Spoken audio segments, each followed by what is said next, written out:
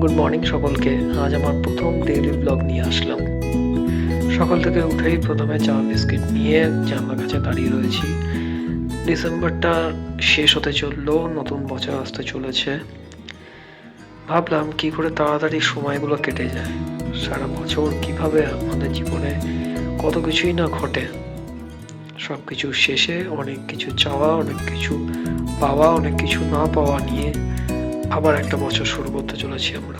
যাই হোক, তারপরে আমার ব্রেকফাস্টের পালা। ব্রেকফাস্টে ছিল ওটস আর ডিম সেদ্ধ। তারপর রেডি হয়ে নিচ্ছি। রেডি হয়ে আমাকে বেরোতে হবে, কয়েকটা জিনিস কেনার আছে বাড়ির। বাইরে দেখো কি সুন্দর মাছের বাজার বসেছে, টাটকা শাক সবজি, এগুলো দেখলেই মনটা ভরে যায়। শীতকাল মানেই টাটকা শাক সবজি। তো চলে আসলাম একটা দোকানে, হরিণঘাটা মিট শপ। সেখান থেকে আমরা কিনবো ডিম আর চিকেন।